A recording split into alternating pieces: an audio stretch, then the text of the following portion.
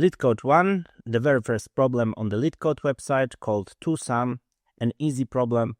And if you get it in your interview, then consider yourself very lucky, since it's one of the easiest out there. But if they give you this particular problem, probably you will need to show more than one approach. Yeah? So there are various approaches in which you can solve it. And whenever it's given an interview in big tech, from my experience at least, they will require more than one approach just to verify your understanding. But sometimes you can get it. So if you get it, you are very lucky.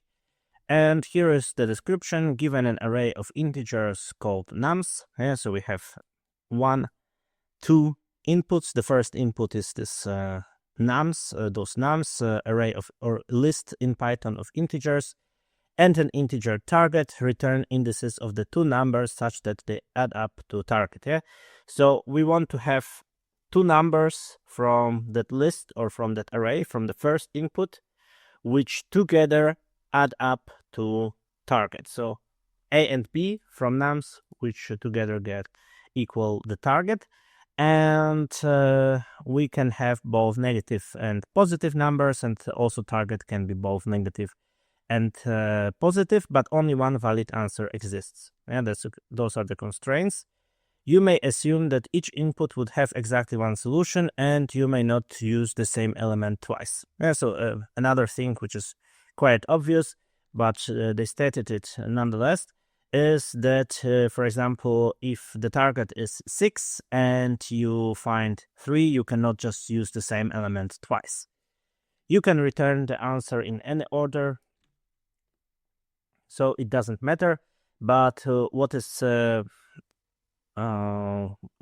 output? Those are the indices. Yeah, so indices in the form of lists with exactly 2 elements. Could be a pair. It could be some special type which just has 2 fields inside, but they have chosen the more standard one, which is list, which doesn't have a limitation on the number of elements inside, but still the output expects that there will be just 2 elements which represent those indices.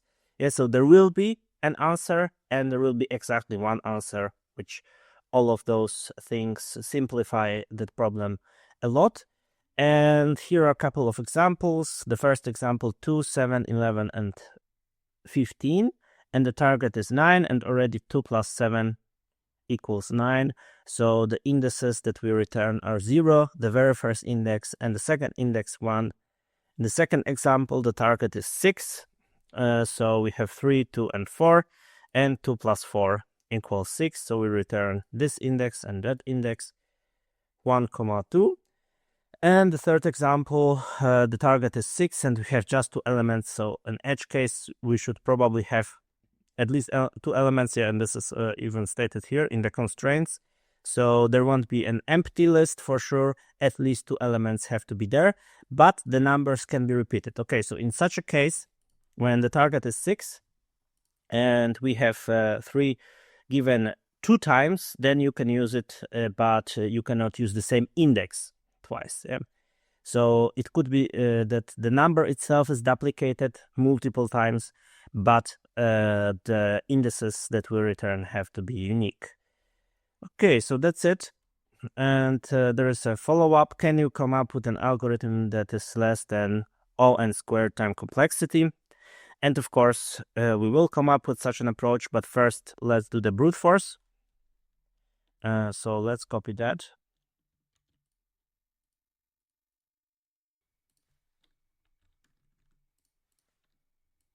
And let's copy the title first, and we will do 2 approaches. The first one will be brute force, using a nested loop, and that will be O(n) squared time complexity.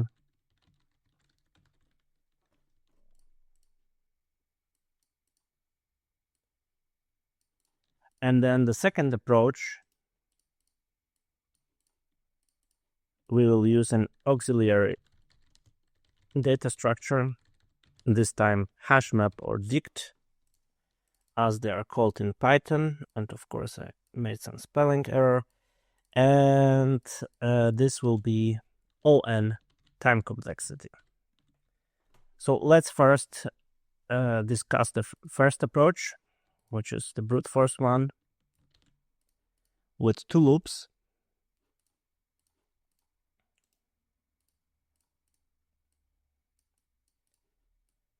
And basically we would go one by one, and let me maybe rework this example since it's too easy, and just put those to the front. Yeah, since in the original example already the first 2 matched, and you won't have really an opportunity to see how those work in practice, so let's just move the other 2 numbers to the front so we see it better. And we start the first loop at the first number, and then the second loop at the second number, and we go one by one for the second loop. Yeah? So first we choose only a single number from the outer loop, and from the inner loop we go through all the other numbers. And in this case already 11 is bigger than the target, so we know for sure that even if we go through all of them, we won't find anything. So we would have to go again with the outer loop, and the inner loop will go again through all of them. And in this example we have just 4 elements, but it could be thousands or hundreds of thousands and so on. Yeah, so it would take a lot of time. And since for each outer loop we will create an inner loop, in the end we will have O(n) squared time complexity, and we would have to check it each time in a very inefficient manner. Yeah? So we would have an outer loop, chooses the first number,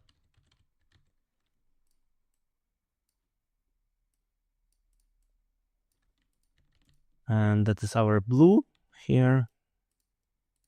And then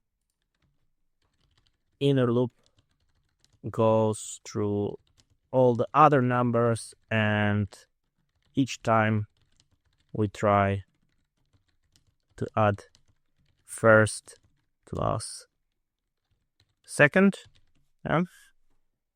So here we choose the first number, it stays, then we go through all the other numbers using this green inner loop, and each time we compute a sum, and we compare the sum with the target.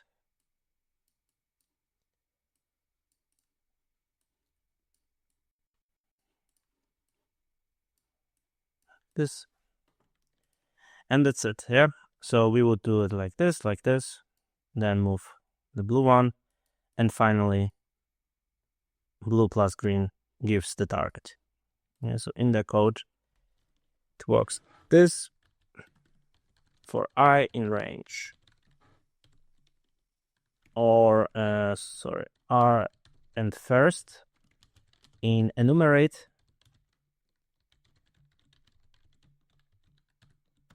and for J second in enumerate nums.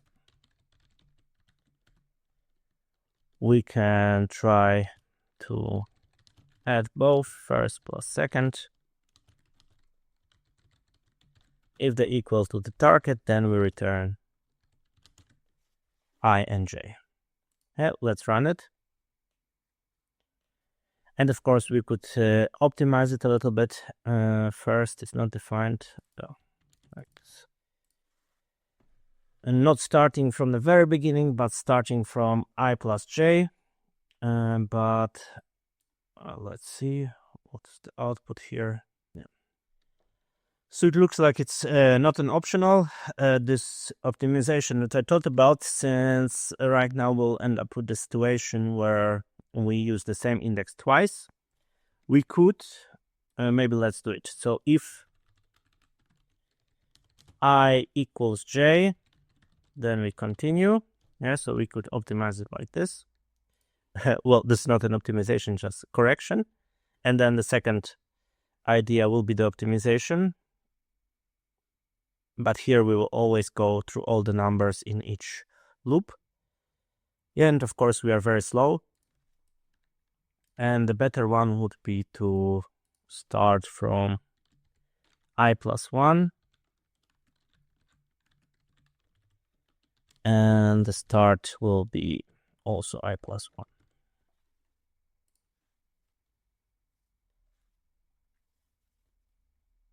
So we don't have to check anymore if I is equal to j, since we will start the second loop from the next element.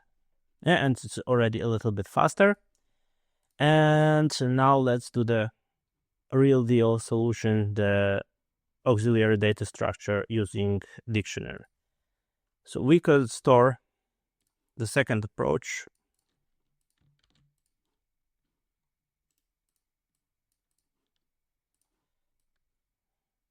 We will use only one pass. Yeah, so we don't need two loops, we need just a single loop.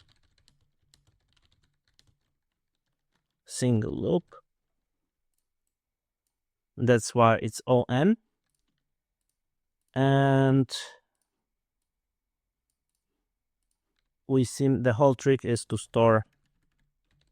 We'll store the numbers we have seen in a dictionary. And that's it.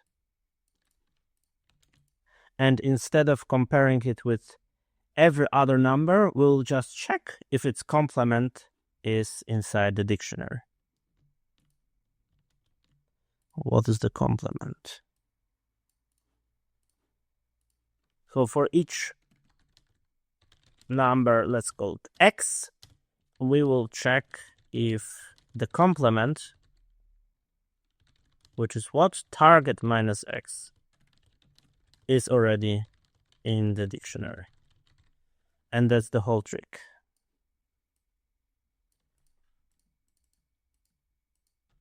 And if so, then we can return its index from the dictionary and the index of the current number. So let's do it here. Let's create this dict. Let's call it maybe not dict by visited. And let's move those a bit below. And we go just once. First we have 11. Okay, this visited. And 11 was on index 0. Then we have 15.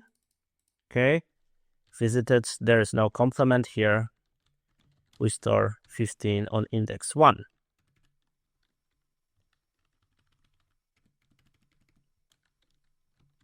Like this. Yep. Then we go to 2. Okay, 2 is there. And we have no complement here. So we store 2 on index 2. And then finally, we have 7. And the complement of 7 is 9 minus 7. 2 is already here. So we can return the index of 7 and the index from the visited from the complement, which is 2. And that's the whole story. So let's try to implement it.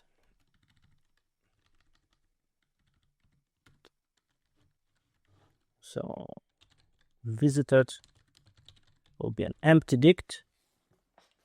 And then for each number in numbers, if target, and by the way, we also need indexes here, indices. So let's use enumerate again. If target minus number is in the visited dict, and we can store it in a complement in a new variable to make it a little bit more readable. Yeah, so if this is already in the dictionary, that means that we can return our current index and the index of the complement that we take from our dictionary. Complement like this. And that's it. Otherwise, we put it into visited, so number and its index.